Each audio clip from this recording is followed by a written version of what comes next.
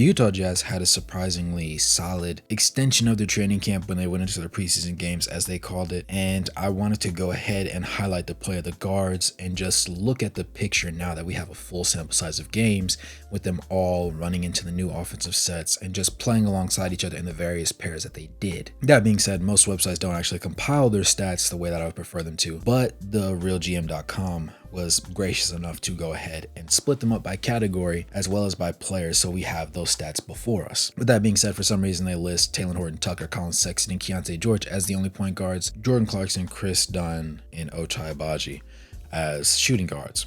But with that being said, I'm going to lump them all together and just say they all had a decent showing for those that played in the games that they played in. They actually list Ochai as a small forward, which I found was a little bit interesting, but I also understand considering his size and length. Considering that though, I did want to go ahead and just highlight all the good things that those guys did and also highlight some of the bad things that those guys did. Now, the preseason, I'm going to go ahead and say, was up and down for just about everybody with the exception of Kris Dunn. He was the only person that was really the same guy the entire time. He averaged 8 points, 3 assists, only I believe a turnover a game. He did end up having 2 personal fouls, but that was because he was actually playing defense the entire time, and he had some pretty solid plays. He also had that nice alley to Colin Sexton that really helped put Colin in a different mode in this final preseason game, which I think he really needed, because a lot of people were questioning where he stood on this roster. It was wonderful to actually just see him go out and just look like he was having a ball and actually being productive on the offensive side of the floor specifically. Ochai played about 19.5 minutes a game. He ended up having 8.5 points, 3 rebounds, and an assist per game. And he overall was silent in the sense that he didn't have too many terrific highlight plays, but he was just consistent in everything that he did. I will give him the benefit of the doubt and say that he was a solid defender. There were a few lapses in judgment that I did see at times, but I just chalked it up to be him being a second-year player at this point. That being said, it was also a little bit of the rust coming off the wheels and just playing against competition that you haven't seen in a minute. Obviously, intra-squad scrimmages aren't the exact same thing as a preseason game, just like a preseason game is the exact same thing as a regular season game. But I did like what I saw from him. He seemed pretty comfortable playing. He didn't seem out of place too many times, which I think is going to be very important for him going into this year. And so for him, he's a guy that we know probably not going to get traded. He's probably not going to start, but he's going to get solid minutes off the bench. Now, moving towards the other guards, I would like to go ahead and point out that Jordan Clarkson was very solid himself. We know he is a volume scorer. He likes to shoot the ball. He was the tank commander. He's the only guy that's remaining from the few times that they continually blew up the roster. That being said, he did average about 10 points to go along with 3 rebounds and 3 assists. He was solid in his play. He didn't make too many miscues. He also shot 50% from the floor and about 35.5% from beyond the arc. So he was fairly efficient in the minutes that he played. He wasn't showing any level of particular defensive prowess, which is a big knock on his game because in some people's minds, he's more of a less efficient Colin Sexton on offense and a taller but less effort-giving Colin Sexton on defense, which I find to be mostly true because Colin Sexton gives a lot of effort on defense, but as we saw when he played against Bones Highland, he was getting dogged. Even though he was dogging back, it was just like a Chihuahua versus a Rottweiler because he just kept shooting over the top of him and the ball was going in. There wasn't really much more that Colin could do in that sense. Jordan Clarkson is taller, a little bit longer than Colin is, and he just at times looks like he's taking a break on defense, which isn't something that you really want to see. Kris Dunn, as I said before, was stellar in his play. He did end up averaging 8 points to go along with 2 rebounds and about 3 assists. He was locking up. He did have a couple highlight plays. Most of his were assists. He did have a really high shooting percentage. Obviously, he's not going to shoot 85.7% from the field in the regular season, but he's going to give you high 40s. And I think he's going to be close to a 40% 3-point shooter, especially in the different lineups that you could potentially run. And he's also going to be a great mentor to Keontae George, because if you can get Keontae George's talent to follow the path of Kris Dunn and what he does and how he plays the game, you're going to have a heck of a star player at the guard position for years to come. THT was up and down, up and down, up and down. He did give them 14, 4, and 4 though, so he was the highest scorer out of the guard core. That being said, he had some bank-in threes. He had some interesting touch shots. He had some good finishes at the rim. He was a solid overall piece to have on the floor. He also shot 45.5% from the field and 36.4% from 3 on about 4.5 attempts a game. So he was one of his more efficient versions of himself during the majority of the preseason when you look at the totality of it, but he did have some off nights where it was like, what is he doing? That being said, you expect THT to be that way. That's what he was even going back to his days on the Lakers when everybody had so much promise and he should never be traded, he's an untouchable asset. He was the same guy then, he's the same guy now. He's not, in my opinion, going to start, but he's going to see a decent number of minutes in a rotation, especially if we go to a guard-heavy lineup. He's more liable to see the court then in that sort of situation. But overall in the preseason, he did do a solid job. I will give him that. Colin Sexton, naturally, who did seem to be on the trading block, played a little bit rough in the beginning. Things looked hard. He was missing a lot of shots. Things just weren't going his way. And then he played a little bit better. And then the last game, he just exploded onto the scene and had 20 plus points. He did have a lot of effort plays. He did have a lot of finishes at the rim. He did have a lot of acrobatics. It was really a Colin Sexton show. It looked like he was the Colin Sexton of old. It looked like him before the injury. It looked like him in Cleveland when he was first there and LeBron had just left and it was just him. He was just having fun balling out.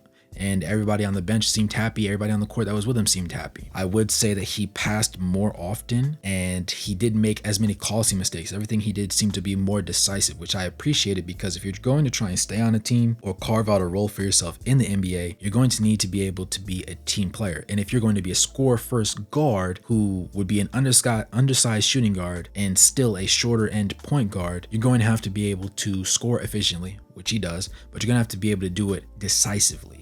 And that's not something he always did. He might have been more of a dribble, get to the rim kind of guy, dribble, take a three kind of guy, dribble, mid-ranger. It seems like he's finally understanding how to get to his spots quicker, how to get to his spots with more comfortability and make things happen when other things seem to be breaking down. He did obviously shoot 74% from the field and he shot 50% from three. Admittedly, it was only 1 of 2 per game, but he was still efficient, and that's what mattered, because a lot of people had the question of, well, what can Colin Sexton give you? And considering that even though this is the preseason, these games do matter when you're a team like the Utah Jazz, because you're trying to decide what your identity is as individual players and as a roster overall, and what kind of goal setting standards you want to have for your teammates and for your players and just for the front office and everybody in the organization as a whole, so that everybody can be on the same page. I think that Colin Sexton did a great job of, especially at the end, showing why he was picked up by that team. I think that he's going to play high minutes. I don't think that he's done enough, obviously, to start. I believe that he has had one of the more abysmal preseason showings, with the exception of that last game, because if you cut that out, his averages don't look nearly as good. But with that being said, I think it's definitely reasonable that he comes out firing in the minutes that he does play. He would be a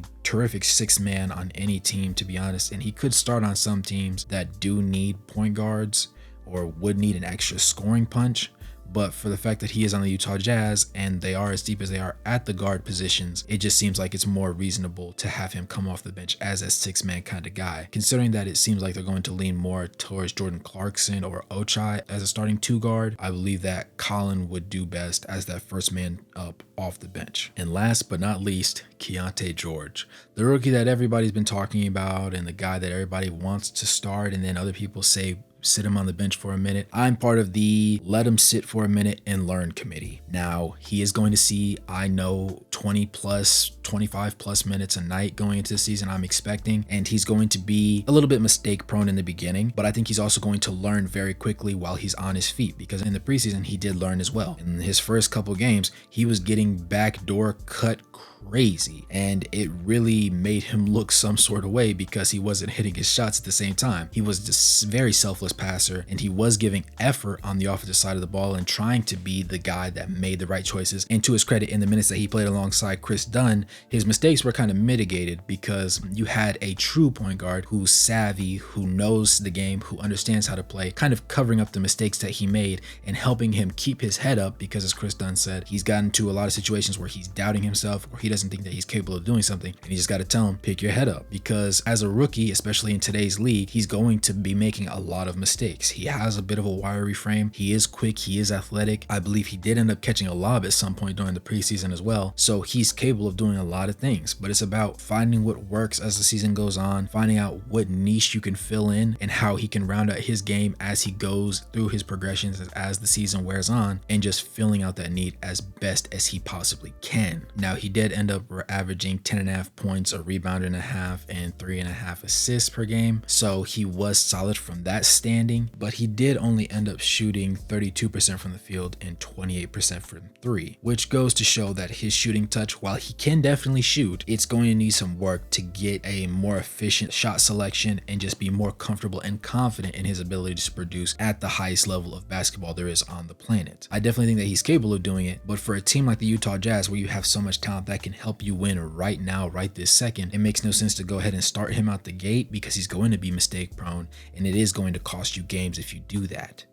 With that being said, I think that Kris Dunn has had the best showing in the preseason, and while Keontae George was promising, he hasn't done enough for me to go ahead and say start him, because he doesn't have the same defensive prowess that Kris Dunn has, while also just not being able to put it all together offensively from a shooting standpoint, because then you could kind of play him. But while he has improved defensively, he's got a little bit more of a way to go, and I think that it's going to be better served if he goes ahead and lets it rock for a little bit on the bench, plays about 20-25 minutes a night depending on what rotations they run, and gets a mix of action with different guards and different bigs on that team, so that he can get some quality play with a bunch of different guys against a bunch of different teams in games that genuinely matter, because game action is the best teacher. Yes, you can learn from other people's mistakes and what other people do well, but learning from what you do and how it affects you in your life is one of the greatest teachers that you can ever experience. And I think he's going to be a very great beneficiary of playing that 20+ minutes a night and sometimes getting his butt kicked. And when that happens, he's going to have to learn to pick his head up. His teammates are going to be there to support him along the way, but he has to believe in himself and believe that he is capable of doing what we all know he can do. And with any luck, in about 2 years, maybe 3 seasons, he's going to be a true dog. And he's going to be a force to be reckoned with. And when you pair that alongside Walker Kessler and Lauri Markkanen and John Collins, as long as all of them end up panning out and their efficiency stays the same way that it is, and you have something special that's going to last after all the late greats in the NBA that are reaching their twilight years or are in their twilight years and just kind of hanging on by a thread once they're out the door. With that being said, you guys let me know what you think in the comments below. Let me know which guard you think played the best, who you think deserves to start at the point guard and shooting guard spots at the beginning of the season, and how heavy you think they're going to go with guard heavy lineups, because I think that also might attribute to the fact that they've kept so many guards on the roster at this point in the year. Make sure to like the video, subscribe, and turn on post notifications so more people end up seeing the video on their pages. And as always, good morning, good evening, good night, no matter where you are on the globe watching. Thanks for tuning in, and I'll catch you guys in the next one. Peace.